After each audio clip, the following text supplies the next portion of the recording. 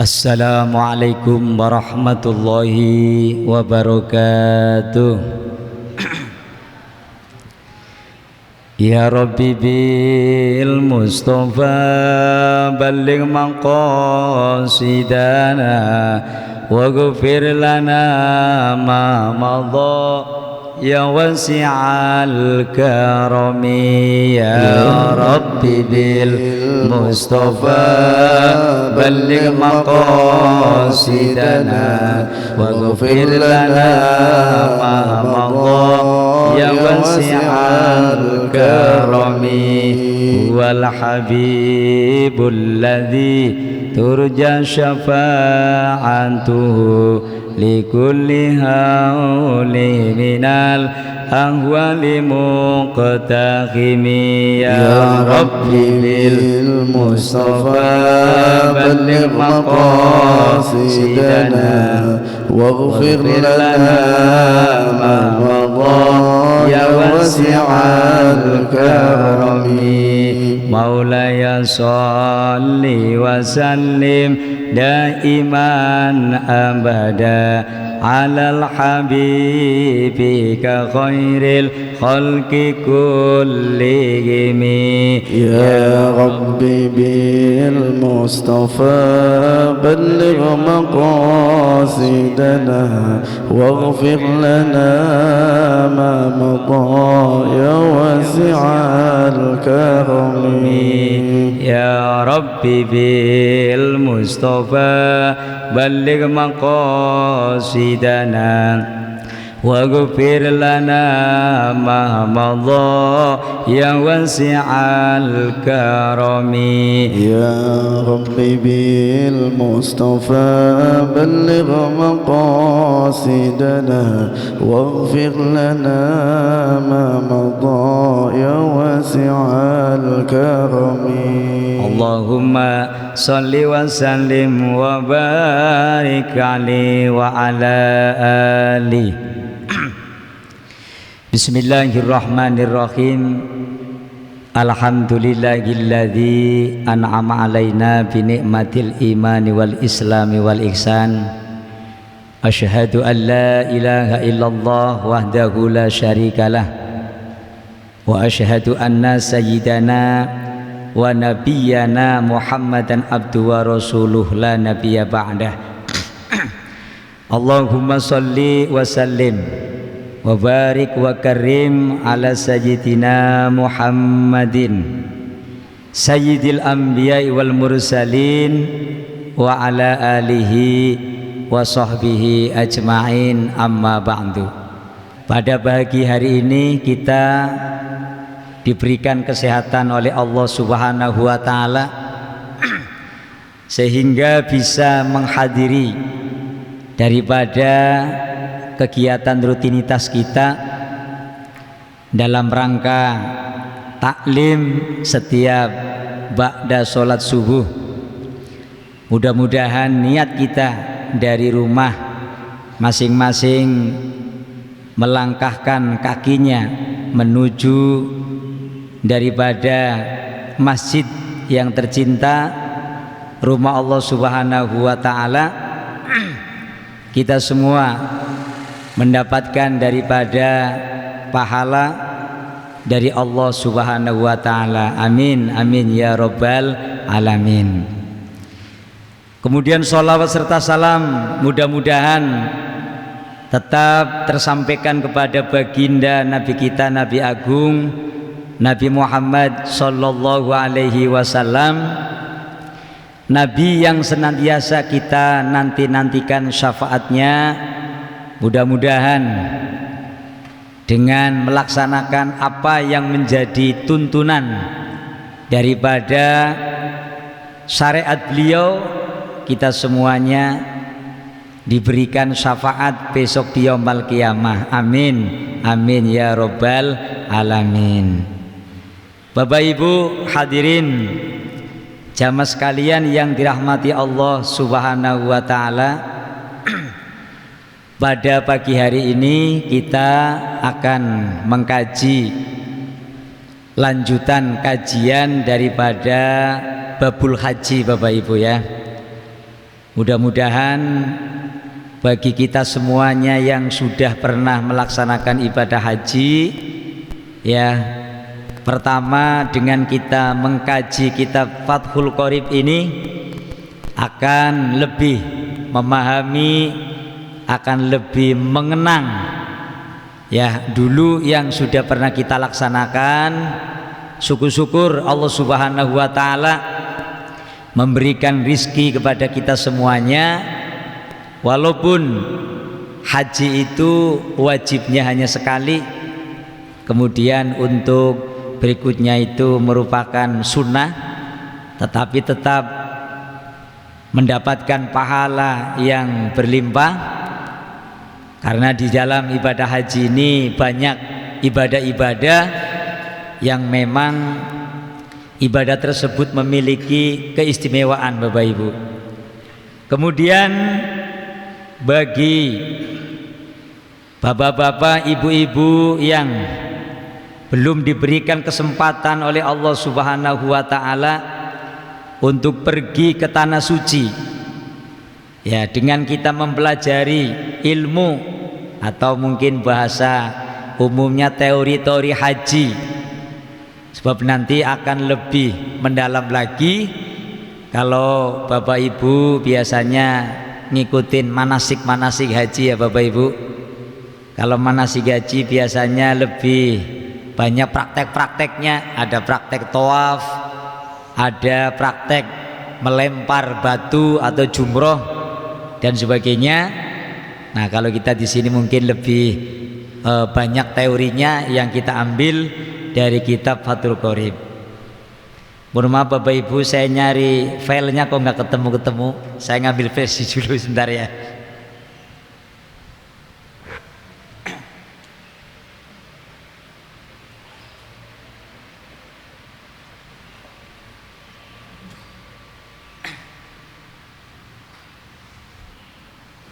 Sudah disimpan karena banyaknya data ya Bapak Ibu ya. Nah, ini mohon maaf, saya buka dulu file materi dari kitab Fathul Qorib yang membahas tentang ilmu atau teori haji.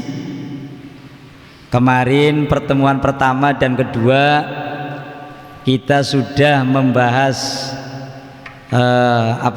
tentang syarat-syarat, kemudian tentang rukun-rukunnya juga. Nah, sekarang kita mau masuk pada kajian tentang rukun-rukun daripada haji dan juga kewajiban di dalam haji, ya. Marilah Bapak Ibu, sebelum kita mengkaji daripada ilmu haji dan nanti lanjutannya adalah ilmunya umroh, ibadah umroh, terlebih dahulu kita hadiahkan Fatihah untuk pengarang kitab kita, yaitu kitab Fathul Qorib, takrib Fathul Qorib, yaitu Syekhuna Abi Suja'i. Mudah-mudahan dengan menghadiahkan Fatihah kepada pengarang kitabnya, kita juga mendapatkan keberkahan ilmunya. Amin amin ya robbal alamin.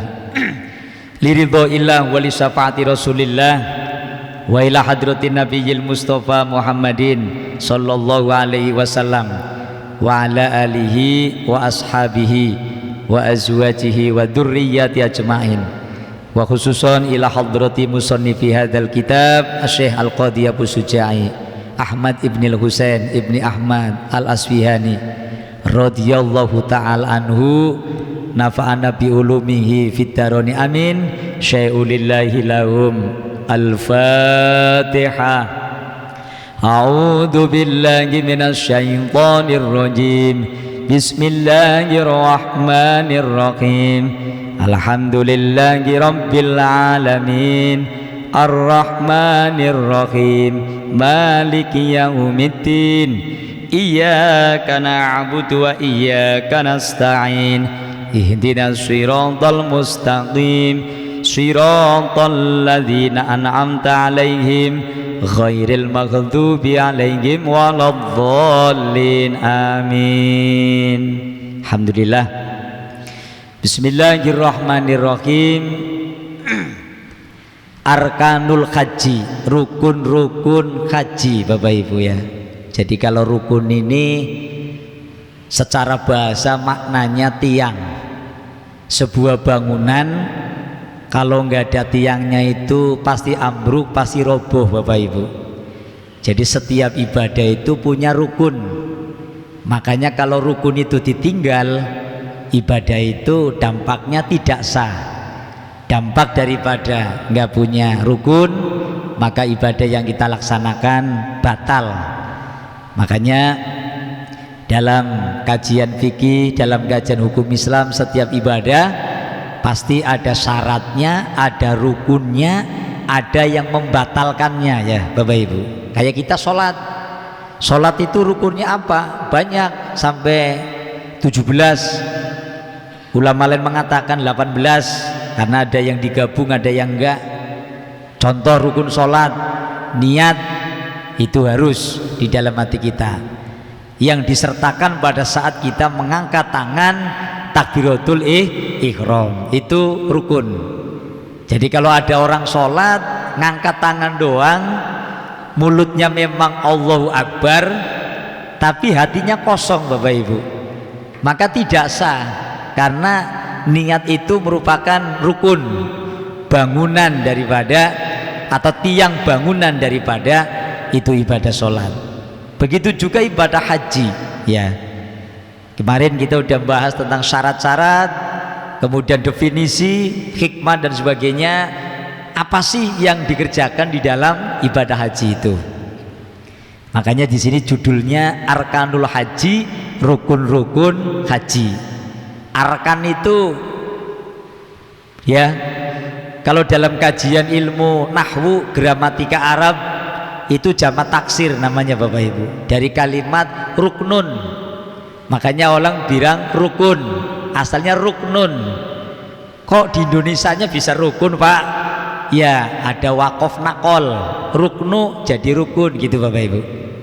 Kayak amma ba'du, ada yang baca amma ba'd, boleh. Ada yang membaca amma ba'ud, boleh. Itu namanya wakof nakol. Wakof nakol itu harokat akhir dari sebuah kata dipindah ke huruf sebelumnya, amma ba'du, amma ba'ud gitu ya, boleh. Tapi kalau yang amma ba'd itu wakof biasa, bukan wakof nakol. Makanya seperti rukun, asalnya ruknun jadi rukun ya kan bahasa kitanya. Jadi itu termasuk ya wakof nakol, ruknu, rukun. Nah, jamak daripada rukun, kalau rukun kan satu tiang ya, tapi dijamak karena rukun haji banyak, termasuk rukun ibadah yang lain banyak, maka jadi arkanun. Dari wazan fu'lun dirubah menjadi arkanun af'alun, namanya jamak taksir Bapak Ibu. Kalau mereka yang belajar nahwu sorob, nanti di dalam bab jamak, jamak itu banyak Bapak Ibu. Ada jamak muzakkar salim, ada jamak muannas salim, ada jamak muzakkar salim. Kalau jamak muzakkar salim, kata-kata yang bisa dijamakkan tapi jenisnya laki-laki dan punya akal. Contohnya muslimun, artinya orang Islam. Satu, supaya orang-orang Islam bagaimana? Dirubah muslimun, muslimuna, makanya muslimun. Dan boleh dibaca muslimin ya, karena i'rabnya berubah. Kalau muslimun i'rab rafa, muslimin i'rab jar atau nasab. Wah makin mumet kalau ini Bapak Ibu. Ini anak-anak muda aja lah yang belajar ya nahwu sorob, yaitu alatnya baca kitab Bapak Ibu. Lah kalau jamak muannas diperempuankan, muslimun, muslimatun. Muslimatun ini orang perempuan muslim, jamaknya tambah alif ta, muslimatun, muslimatun. Makanya muslimat. Muslimat sama muslimah beda Bu. Kalau muslimah itu muslimatun mufrad, tunggal, satu perempuan muslim atau beragama Islam. Tapi kalau bacanya muslimat, ada alif ta, itu perempuan-perempuan muslim. Ya, jadi muslimah sama muslimat itu beda. Artinya cara bacanya beda, maknanya juga beda. Nah, hadirin, itu sedikit aja kutipan tentang perubahan bahasa Bapak Ibu, ya. Makanya penting generasi kita ini orang Islam, jangan kita hanya ngikut-ngikutan saja, tapi belajar ilmu. Kalau belajar ilmu, kalau kita menghadapi pemahaman yang berbeda, nggak gampang ikut-ikutan. Dan kita punya pedoman, nggak katanya-katanya, tapi kita teksnya itu paham gitu, nahunya paham, sorobnya paham, balahonya paham, usul fikihnya paham. Jadi nggak gampang terpengaruh dengan paham-paham yang kelihatannya menggiurkan, tapi padahal ya membelokkan dan sebagainya. Nah, itu mungkin kalau kita terpenting adalah generasi kita. Kalau kita yang sepuh-sepuh, yang tua-tua, yang penting ngaji dan pengamalannya ikuti ulama yang memang sudah mengamalkan dari dulu seperti itu. Ulama juga menggunakan pedoman, menggunakan kitab Al-Quran, dan penjabarannya menggunakan kitab-kitab turos, kitab kuning yang dikarang oleh para ulama. Hadirin ibu bapak yang dirahmati Allah Subhanahu wa taala, arkanul haji arbaatun, rukun-rukun haji itu ada 4. Nih kalau kita Bapak Ibu belajar i'rab nahwu, kalimat arkanul haji, struktur katanya, kedudukan katanya sebagai mubtada. Makanya bacanya arkanu, nggak boleh arkani, nggak boleh arkana. Arkanul haji, al hajinya itu mudhof ilaih. Makanya baca kasroh, tanda jer gitu Bapak Ibu ya. Arbaatun itu 4. Rukun-rukun haji itu ada 4. Jadi haji itu rukunnya cuma 4 Bapak Ibu. Di sana melakukan haji itu sebentar. Hari-hari yang lain buat ibadah-ibadah yang lain. Ada tawaf sunnah, ada baca Quran, ada ziarah, macam-macam ya. Makanya kita berdoa semoga Allah kasih duit banyak, kasih sehat, panjang umur ya Bu, bisa melaksanakan rukun Islam yang kelima biar sempurna. Dengan kita mengkaji ilmunya haji, mudah-mudahan dapat barokahnya ilmu haji. Yang belum berangkat haji mudah-mudahan bisa pada berangkat haji semua, amin ya robbal alamin. Nah, rukun-rukunnya ada 4 Bu. Jadi kalau rukun ini ditinggal, ya otomatis hajinya nggak sah ya. Al-ikhramu ma'an niyati, yang pertama itu adalah melaksanakan ikhram beserta dengan niat, mengenakan kain ikhram disertai dengan niat. Ai niyati duhuli fil haji, dalam arti niat memasuki ibadah haji. Ya, itu yang pertama Bapak Ibu. Nah, biasanya orang haji itu kan dari travelnya masing-masing sudah disiapi kain ikhram Bapak Ibu ya. Kain ikhram nanti walaupun pembahasan di belakang, kain ikhram itu bukan kain kayak biasa yang kita udah tahu lah. Kalau warna putih itu kesunahannya Bapak Ibu. Nanti di belakang ada keterangannya. Jadi kalau kita haji di sana, ada orang pakai kain ikhram kok warnanya hitam gitu ya, kok warnanya biru umpama, boleh-boleh saja. Soal warna itu sunnah ya, sunnahnya memang warnanya putih. Yang terpenting adalah kain ikhramnya, dan kainnya itu ndak boleh al-mukhayyab, nggak boleh yang terjahit. Semuanya itu kain yang belum dibentuk menjadi baju, menjadi kerudung, menjadi apalagi yang lain-lainnya.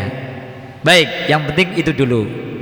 Nah, nanti setelah niat itu kapan atau di mana Bapak Ibu? Kita kan naik pesawat. Begitu naik pesawat, di Bandara King Abdul Aziz, berhenti di situ. Kita nunggu jemputan apa itu bis untuk menuju maktab hotel-hotel yang ada di dekat daripada Masjidil Haram atau Ka'bah gitu Bapak Ibu. Nah, di situ ketika kita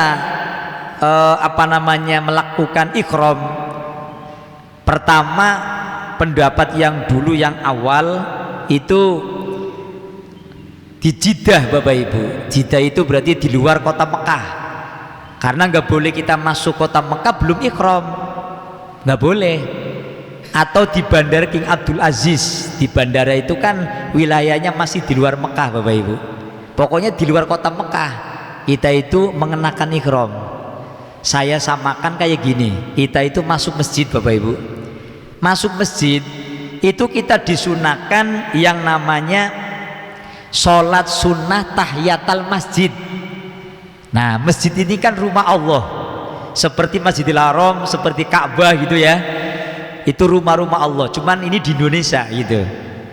Kita ketika sholat tahiyatul masjid Bapak Ibu di masjid itu pertama kalau di areanya masjid, walaupun di halaman itu depan itu Bapak Ibu, itu halaman depannya buat parkir, kalau memang itu tanah wakapan masjid boleh buat sholat sunat tahiyatul masjid.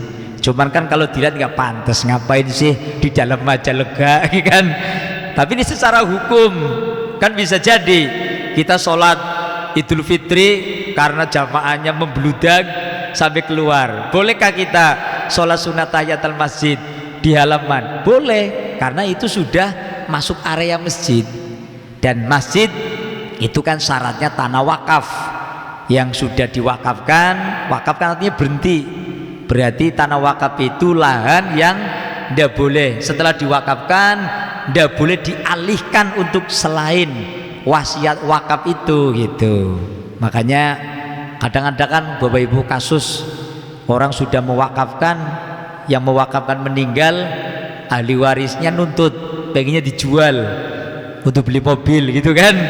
Itu makan harta haram, karena tanah wakaf itu sudah milik Allah, bukan milik pribadi.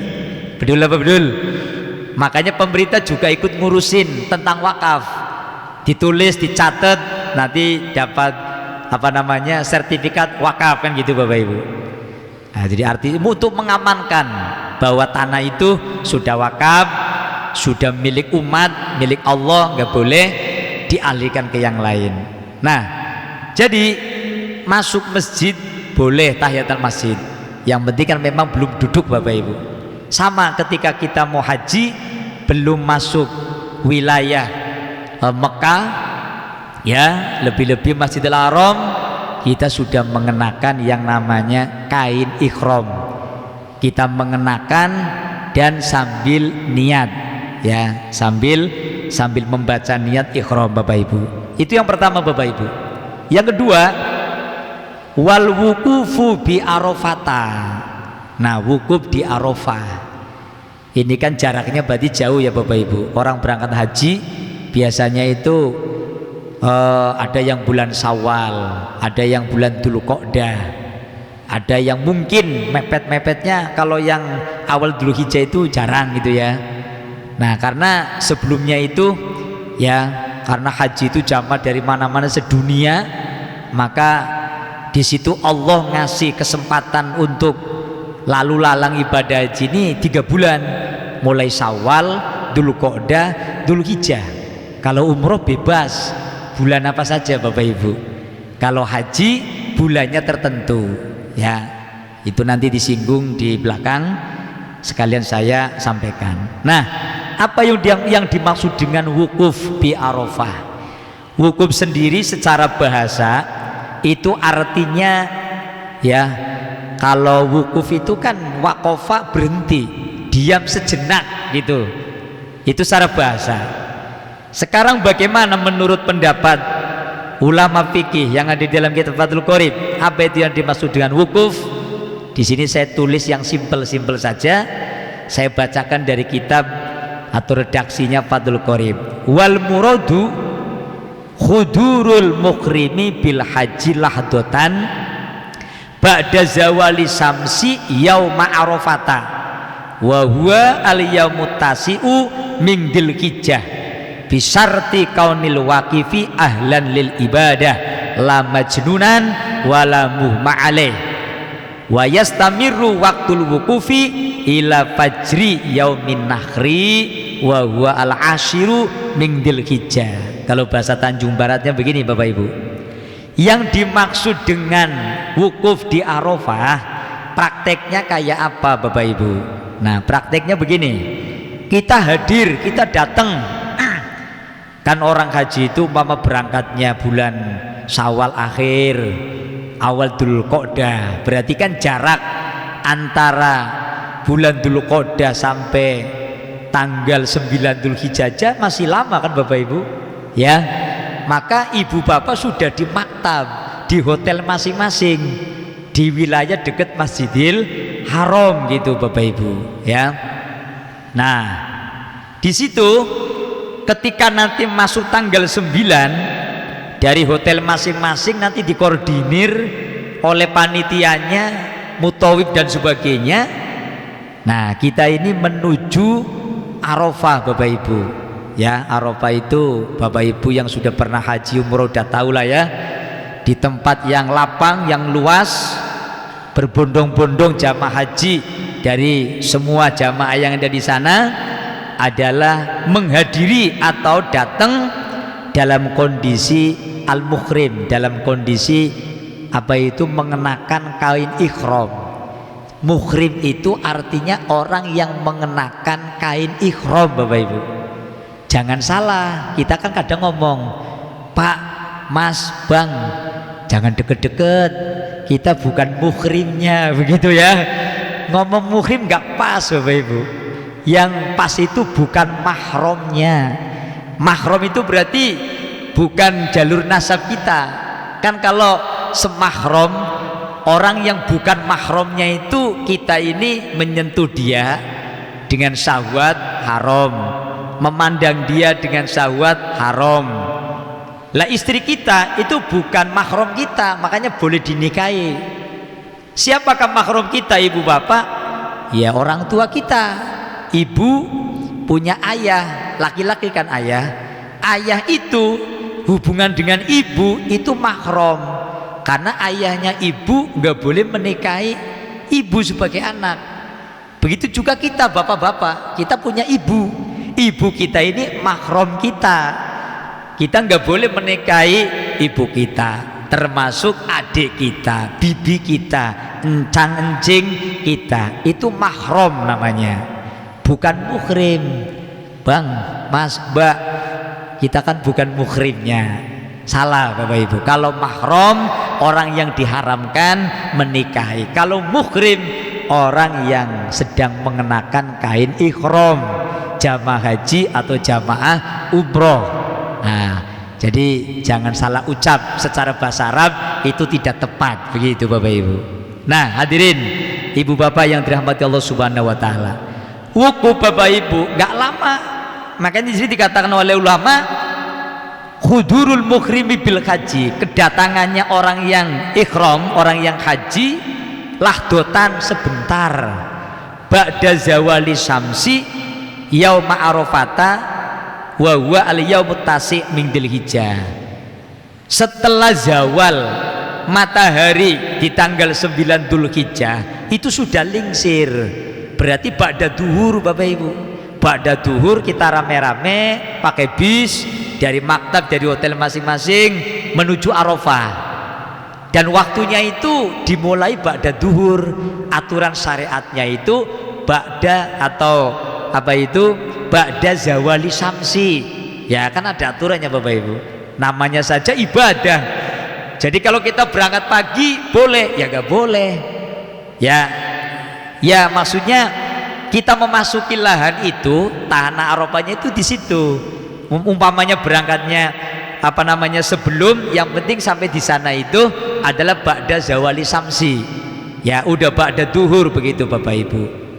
Ya seperti kita sholat lah. Sholat itu kan kalau belum waktunya kan juga nggak boleh.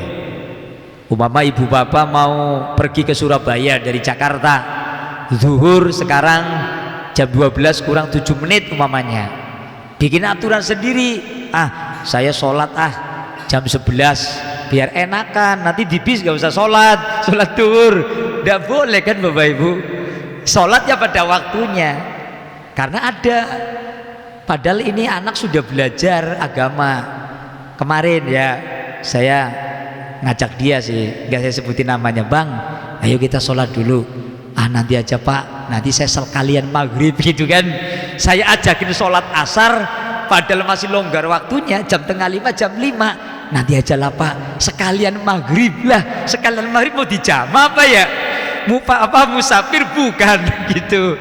Nah saya nggak nyinggung, tapi gini aja, gini Bang, mumpung masih longgar kan, kalau kita pulang ke rumah ini enak, kita udah sholat kayak gitu ya.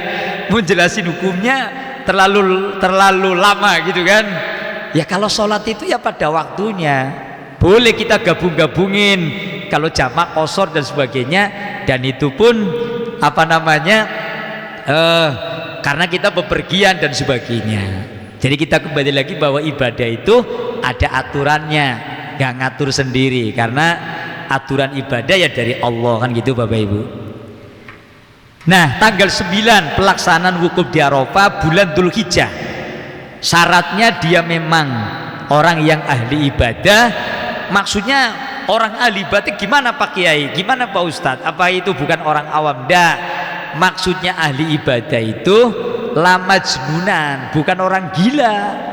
Orang gila itu melaksanakan ibadah haji yang nggak sah, karena gila, nggak punya akal sempurna begitu ya.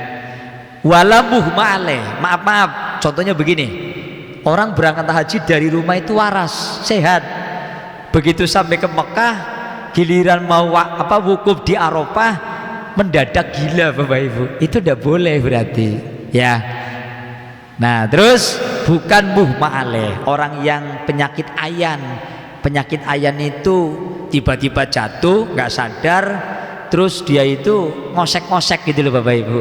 Nah itu nggak boleh, bahaya kan. Jangankan yang sakit ayan, jangankan yang gila, yang waras, yang sehat aja berdesakan kan Bapak Ibu. Kita di sana itu ribuan, bahkan mungkin bisa jutaan jamaah. Makanya perlu sehat juga orang ibadah haji.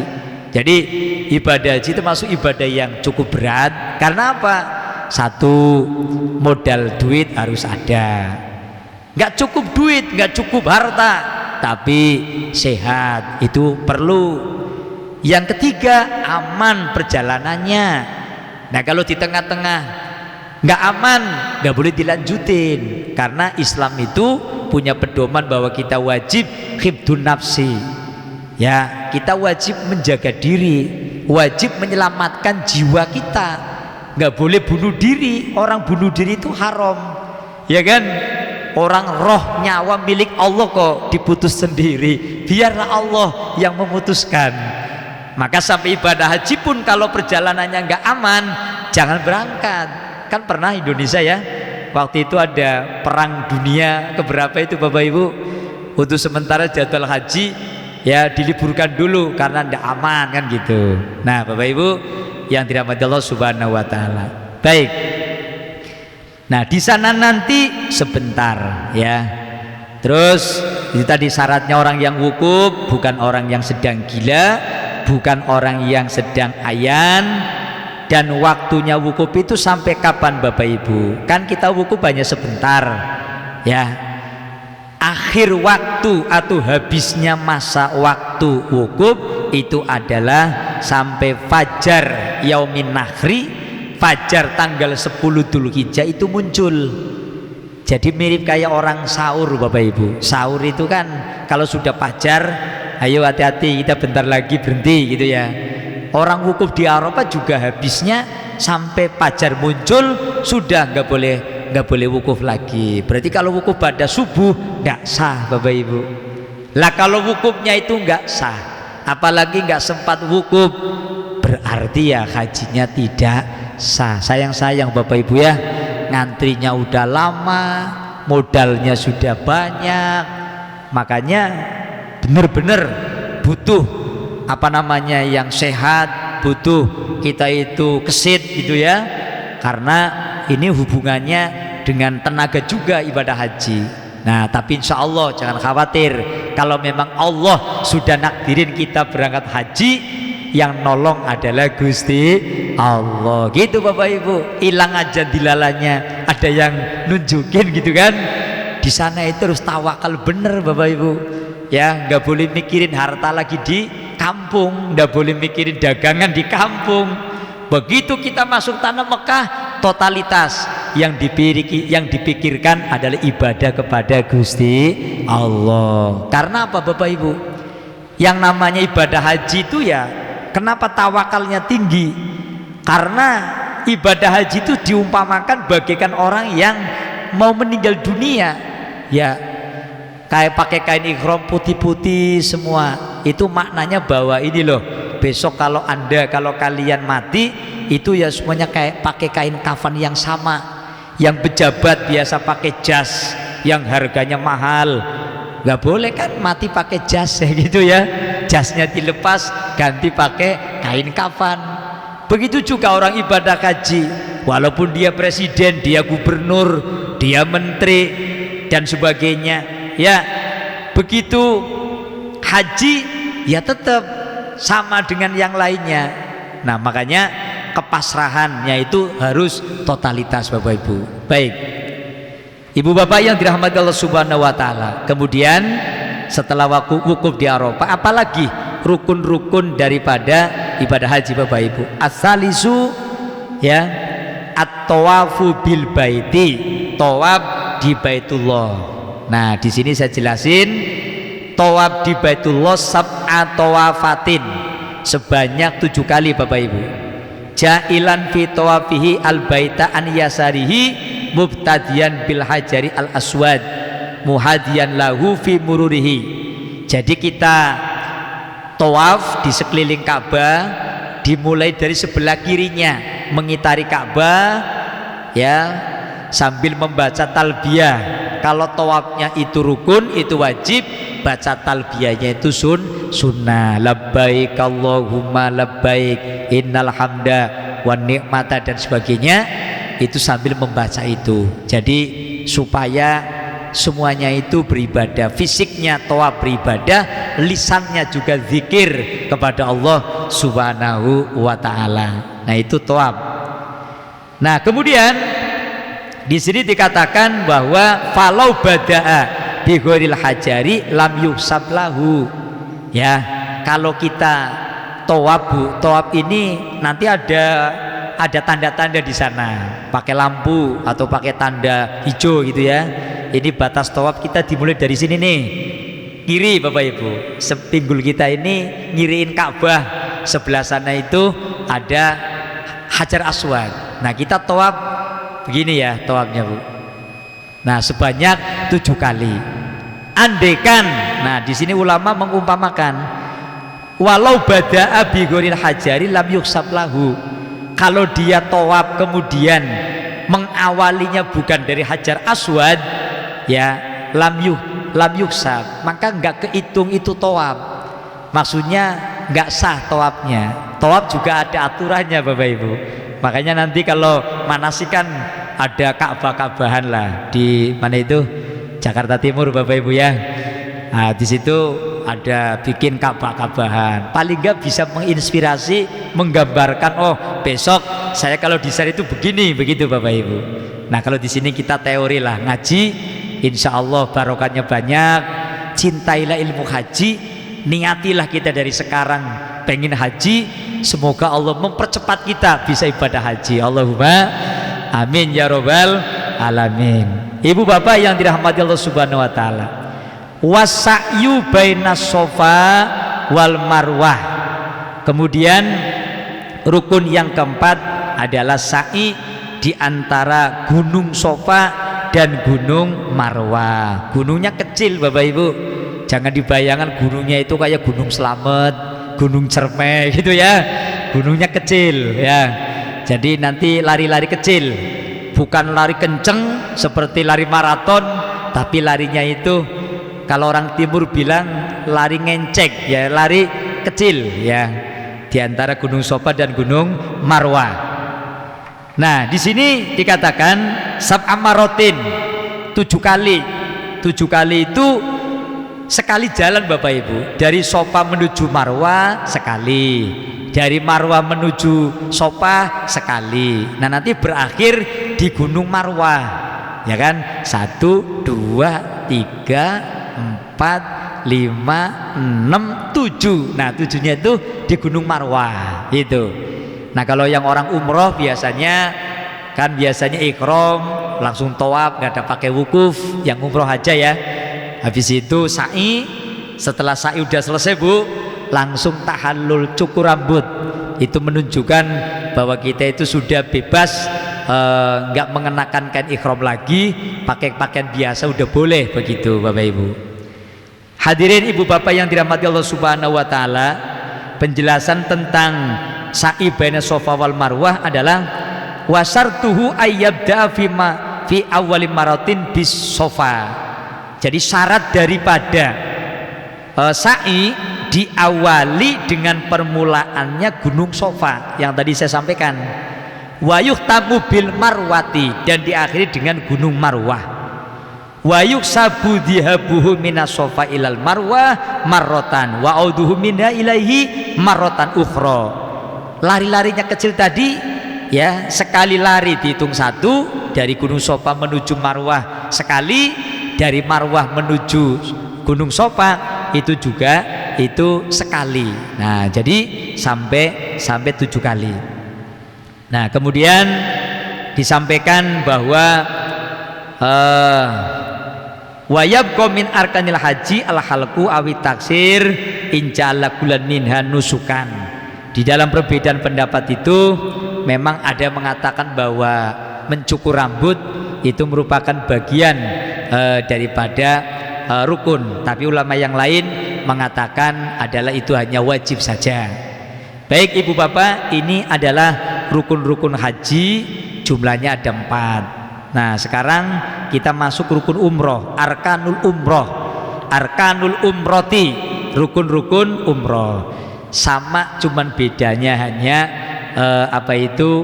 nggak ada wukuf ya Bapak Ibu, karena wukuf itu kan tertentu pada tanggal 9 Dzulhijjah berakhir hingga fajar itu keluar pada tanggal 10. Wa arkanul umroti arbaatun, rukun-rukunnya umroh itu juga ada 4 karena memasukkan cukur atau motong rambut. Al-ikhram sama, al-ikhramu kita mengenakan kain ihram, hanya dibedain. Kalau kita ihramnya ihram haji, ya kita niat ya mengenakan kain ihram, niatnya untuk ibadah haji. Kalau ihram untuk ibadah umroh, maka niatnya pun untuk ibadah umroh. Wat tawafu, tawaf, sama penjelasan dengan tadi. Wasa'yu, sa'i, wal halku awit taksiru fi ahadil kaulaini. Kemudian yang terakhir, jadi kalau memotong rambut itu enggak dimasukkan rukun, berarti intinya cuman gini Bapak Ibu, rukun haji itu ada 4, rukun umroh itu 3 ya. Rukun haji ikhram dengan niat 1 paket, yang kedua tawaf, yang ketiga adalah wukuf di Arafah atau sa'i dulu juga nggak apa-apa, dan yang keempat adalah wukuf di Arafah. 4 yang pokok ini rukun Bapak Ibu, jangan sampai tertinggal. Kalau tertinggal ya tadi yang saya jelaskan, berarti tidak sah ibadahnya. Nah ya, kalau umroh cukup ihram, tawaf, sa'i gitu. Nah adapun mencukur rambut ya, ada kalanya cukur minimal itu adalah 3 helai atau 7 helai rambut, tapi sunahnya itu gundul ya. Makanya di sana itu ada jasa tukang cukur menggundul ya rambut khususnya laki-laki. Baik, itu haji dan umroh rukun-rukunnya Bapak Ibu. Wa wajibatul haji wirul arkani salah satun.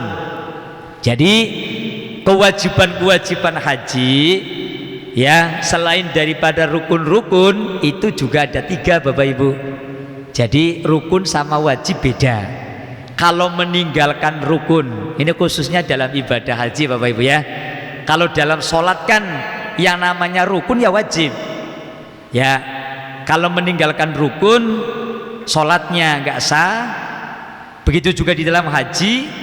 Tapi di dalam haji ada tambahan istilah al-wajibat, kewajiban-kewajiban. Kalau meninggalkan kewajiban di dalam haji, hajinya nggak sampai nggak sah, tetap sah. Hanya saja nanti ada denda, ada dam gitu Bapak Ibu ya. Jadi ada syarat dalam haji ya, ada syarat, ada rukun, ada wajibat, ada mubtilat yang membatalkan haji begitu. Nah ibu bapak yang dirahmati Allah Subhanahu wa taala, ini gambarnya orang ibadah haji gendong anak kecil ya. Ya karena boleh gitu.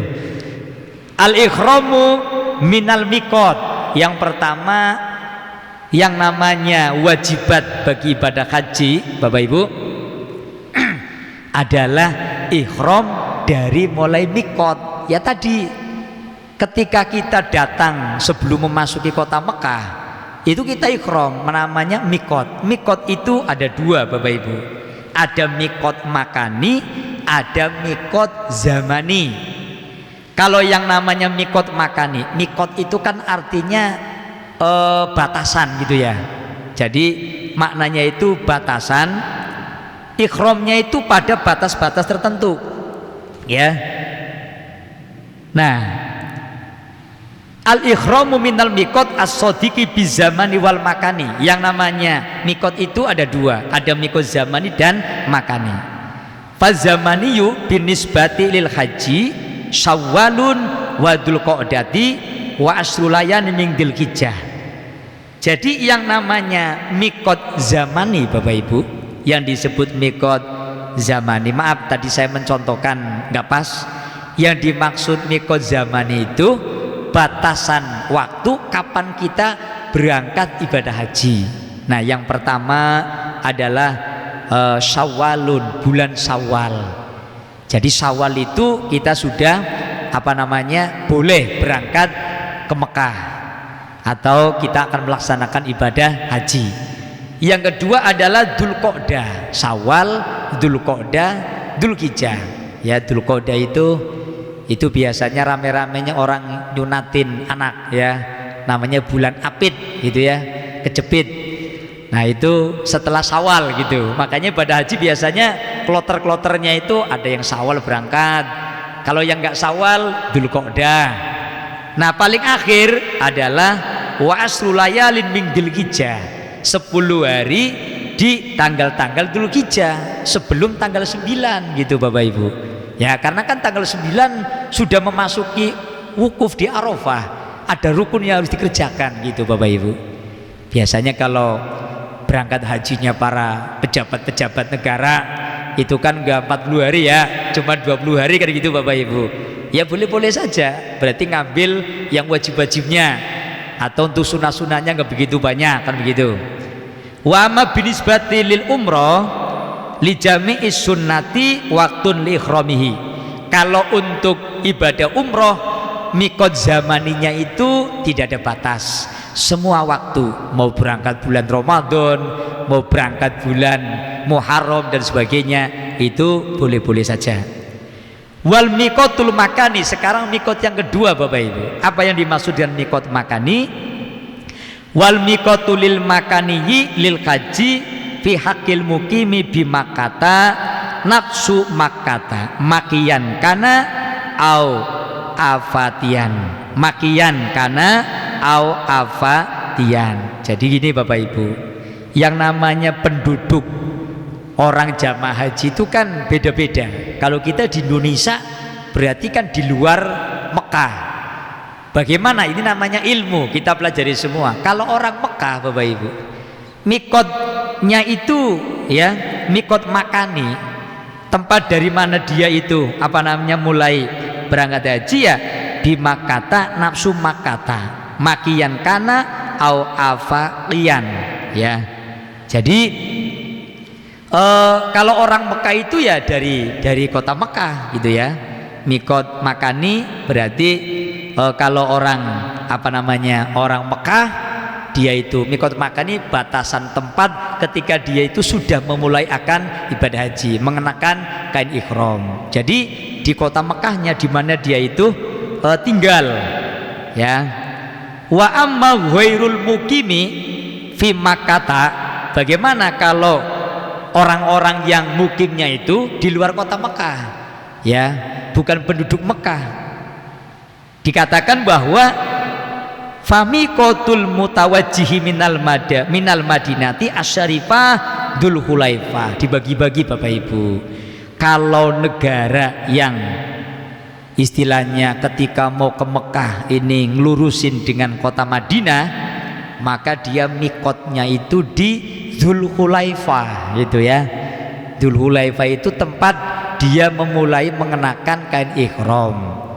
Terus wal mutawajjihu minasyam, kalau negara yang lurusin kota Syam, ya, wa Misra dan Mesir, wal maghribi dan juga negara-negara barat, al Juhfatu di negara Juhfah Bapak Ibu, ya. Wal mutawajjihu min tihamatil yamani, kalau negara yang lurusannya kalau kita ke Mekah itu ya sejajar dengan Yaman, Yalamlam, yaitu di negara Yalamlam. Kita ini Bapak Ibu, jadi kita ini sejajar dengan lurus ke Yaman, makanya kita itu mikotnya di Yalamlam. Yalamlam itu di mana sih? Yaitu ada di Jeddah, ada di beberapa tempat titik-titik tertentu ya, yang udah disepakati ulama. Bisa juga di Bandara King Abdul Aziz.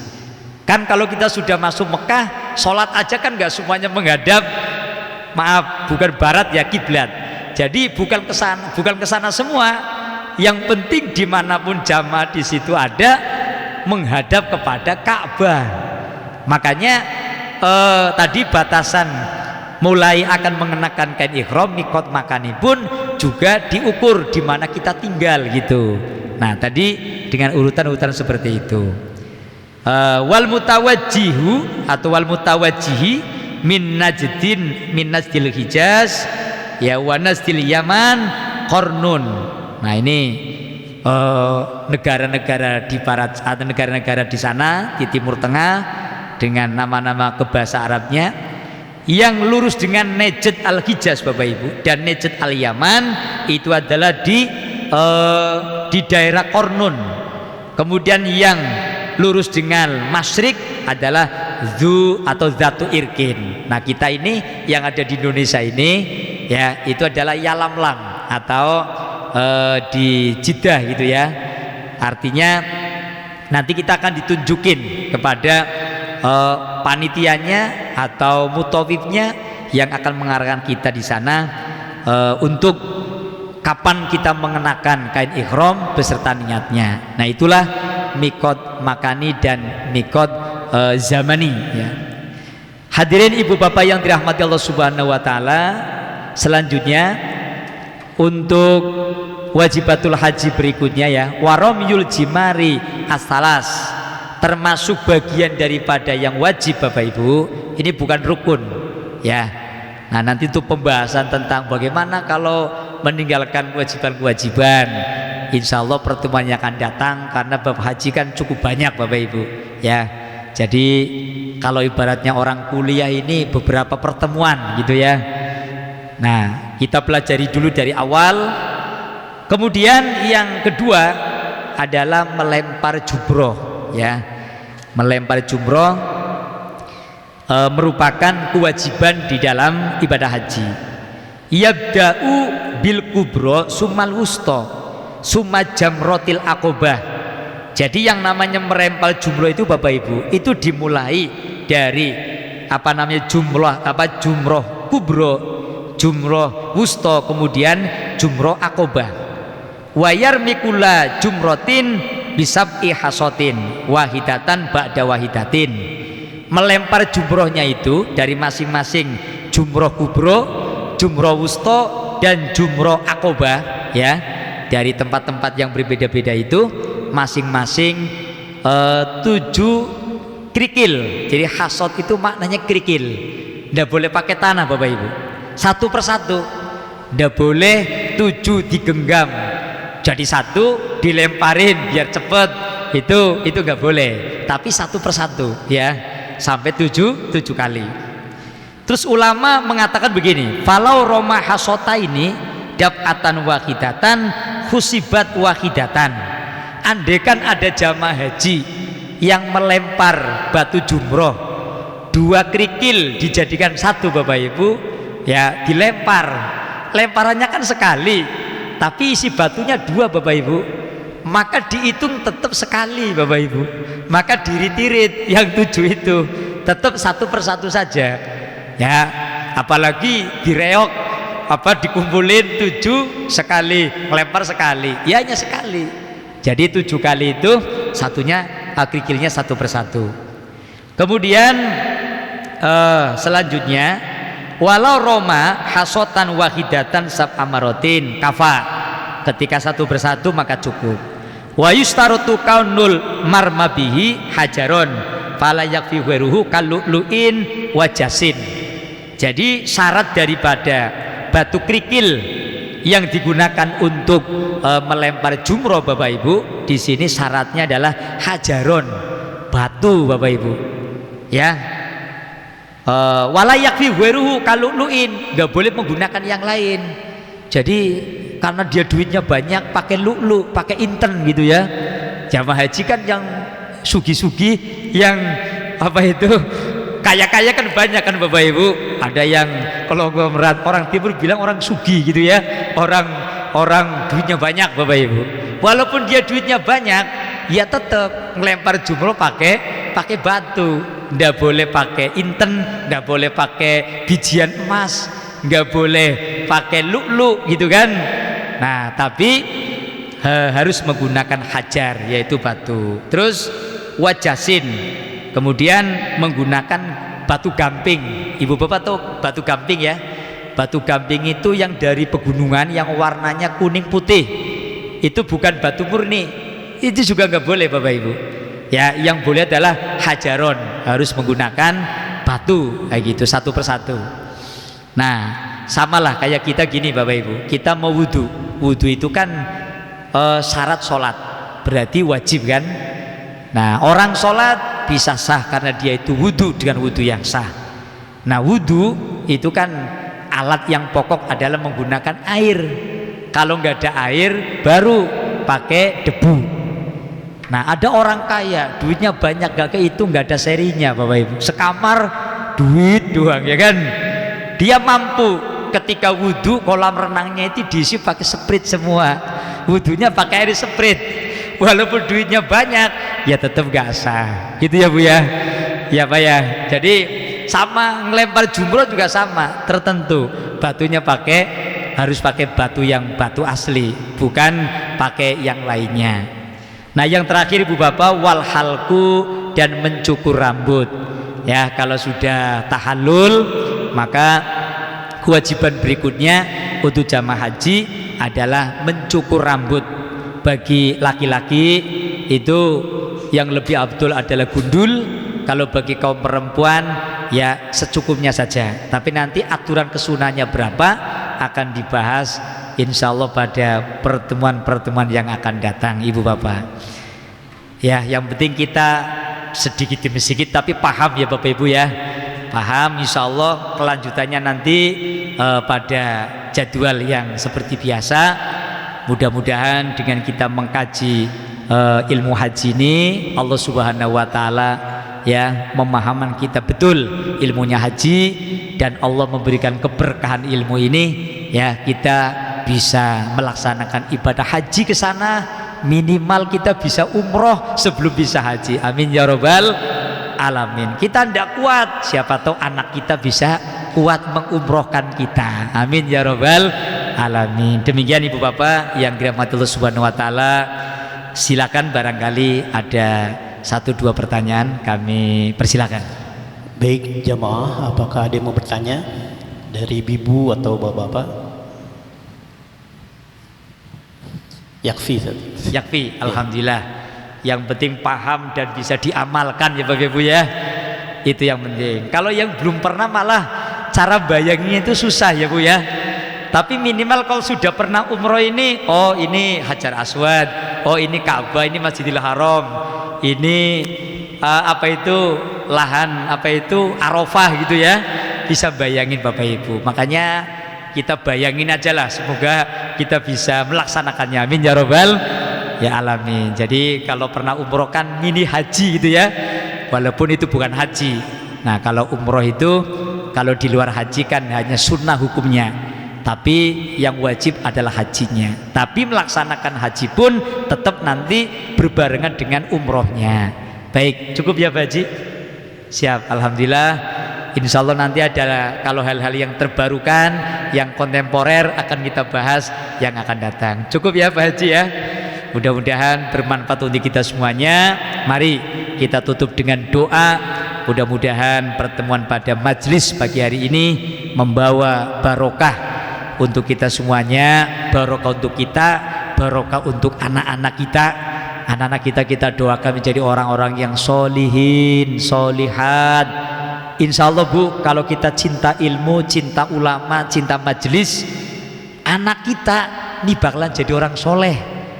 Kalau hati kita benci kepada ilmu, benci kepada ulama, apalagi benci kepada Nabi, jangan berharap punya anak orang-orang yang soleh. Betul apa betul?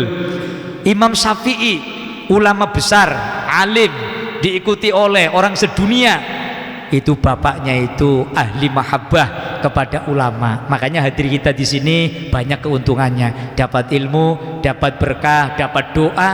Bukan hanya doa untuk kita saja, tapi doa untuk anak-anak kita, keluarga kita, orang tua kita yang sudah meninggal pun, ketika kita menjadi orang yang soleh, solihah, rajin ibadah, maka mendapat thawab, mendapat pahala dari Allah biasbabi, dengan sebab anak-anaknya itu menjadi orang yang cinta ilmu, cinta ngaji, cinta kepada ulama, cinta kepada Rasulullah Sallallahu Alaihi Wasallam.